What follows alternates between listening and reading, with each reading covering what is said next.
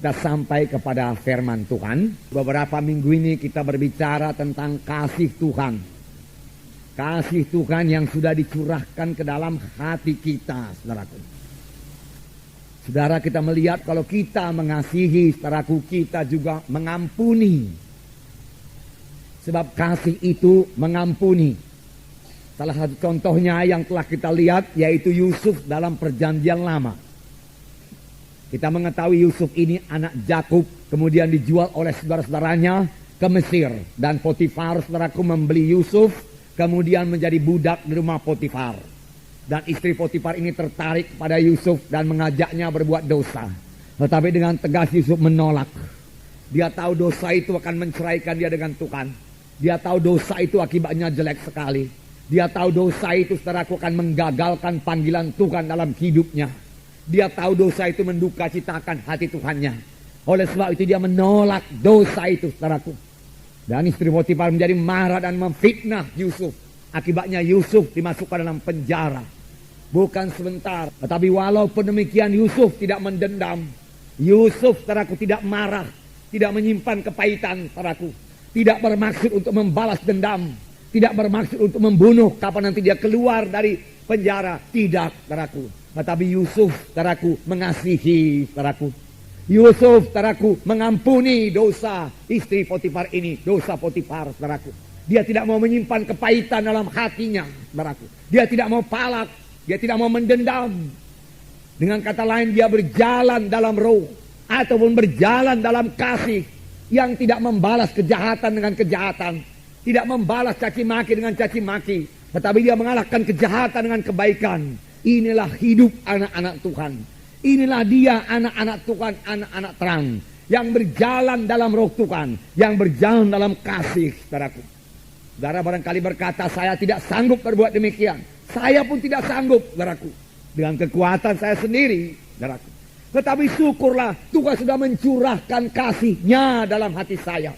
Tuhan juga sudah mencurahkan kasih Tuhan dalam hati saudara.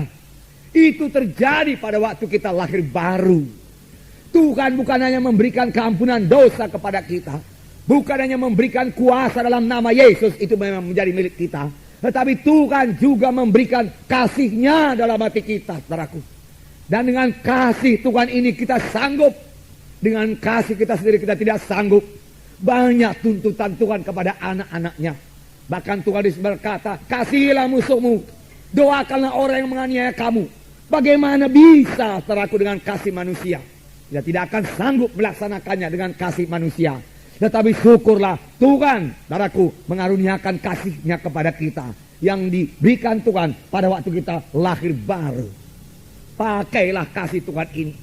Selalu bereaksi dengan kasih Tuhan, saudaraku. Memang, saudaraku, kadang-kadang kita mau bereaksi dari daging kita. Saya percaya ini juga terjadi bagi Yusuf.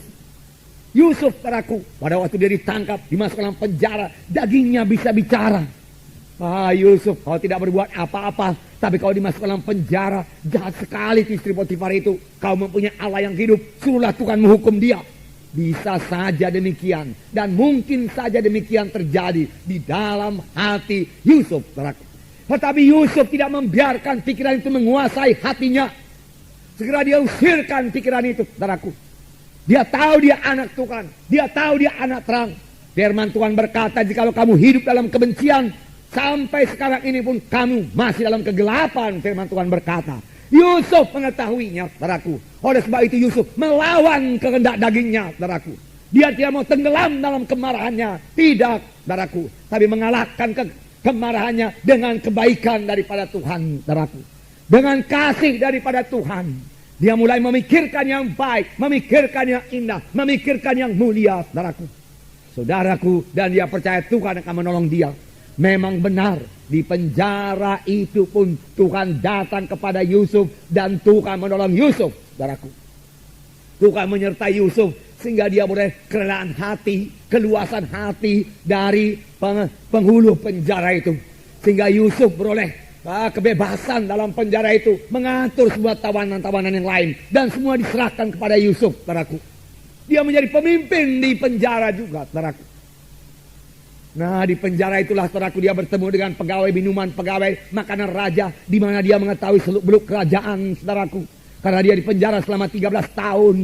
Kemudian dia keluar dari penjara dengan pertolongan Tuhan, dengan ajaib Tuhan. Sesudah itu dia memerintah Mesir selama 80 tahun lamanya. Karena dia dipanggil Tuhan pada umur 110 tahun. Dia hidup sepuas-puas umurnya. Dia berjumpa kembali dengan bapaknya Yakub. Dia sempat menolong saudara-saudaranya semua. Dia saudara-saudaranya semua tidak perlu saudaraku mati kelaparan. Bahkan dia berdamai dengan saudara-saudaranya semua. Sekaligus saudara-saudaranya yang pada mulanya tidak peduli satu sama lain menjadi saling mengasihi satu sama lain, saudaraku. Dan inilah permulaan daripada bangsa pilihan Tuhan, bangsa Israel menjadi besar di tanah Mesir, saudaraku. Dan saudara, karena Yusuf tetap dalam Tuhan, kemudian Yusuf punya visi lagi, visi dari Roh Kudus, bahwasanya satu saat nanti bangsa pilihan Tuhan ini, bangsa yang besar ini akan keluar dari tanah Mesir dan menuju tanah perjanjian. Dan Yusuf berkata kepada tua-tua sidang pada waktu itu, pada waktu umurnya 110 tahun, berjanjilah kamu di depan Tuhan. Pada waktu kamu nanti meninggalkan tanah Mesir ini, bawalah tulang-tulangku beserta dengan engkau. Aku tidak mau tinggal di tanah Mesir, dia katakan. Aku tidak mau jadi mumi di sini, bagaimana kebiasaan orang Mesir. Aku tidak mau memiliki piramid, dia katakan. Tidak, dia bisa memiliki piramid karena dia sejajar dengan Firaun yang lain, saudaraku. Dia sangat berkuasa.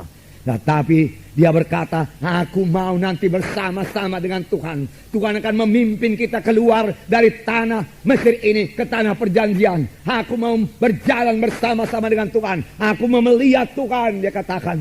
Aku mau melihat kuasa Tuhan. Aku mau masuk tanah perjanjian. Dan itu terjadi, saudaraku, puji Tuhan. Inilah terjadi bagi orang yang berjalan dalam Roh Tuhan, yang berjalan dalam kasih, yang selalu mengampuni, yang tidak membalas kejahatan dengan kejahatan, tetapi dengan kebaikan. Hatinya selalu terang dan dia mewarisi tanah Kanaan. Dia masuk ke tanah perjanjian. Puji Tuhan, saudaraku. Itu kasih yang mengampuni, saudaraku. Selalu mengampuni. Selalu kita sadar kita harus selalu mengampuni, saudaraku, selalu mengampuni. Dari itu, saudaraku, mari berjalan dengan kasih.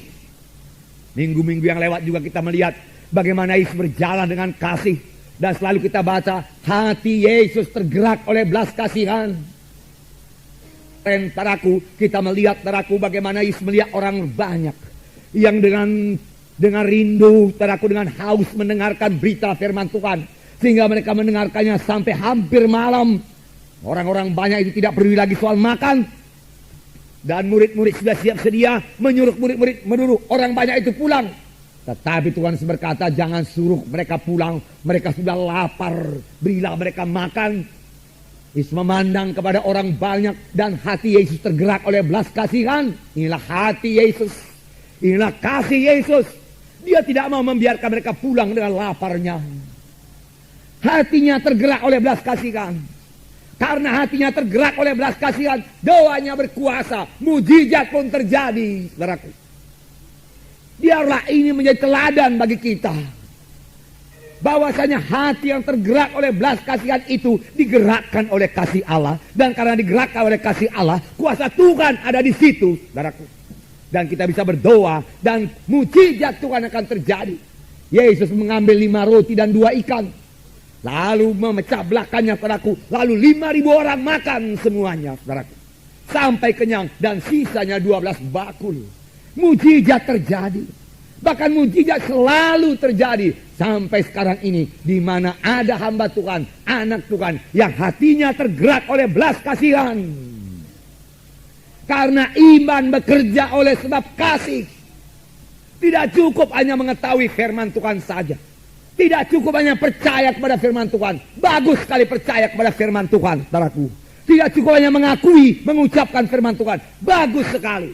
Namun itu saja tidak cukup untuk menurunkan mujizat Tuhan. Ada anak-anak Tuhan yang sudah percaya kepada firman Tuhan. Mengakui firman Tuhan. Saudaraku, mengucapkan firman Tuhan. Lalu dia berharap, saudaraku, akan turun mujizat Tuhan yang luar biasa. Tetapi berkat mujizat belum turun juga. Mari kita cek di mana yang kurang. Biasanya yang kurang yaitu kasih. Sebab iman bekerja oleh sebab kasih. Di mana ada kasih, itu ada terang. Di situ ada iman, di situ ada kuasa, ada berkat, ada kemenangan. Haleluya saudara.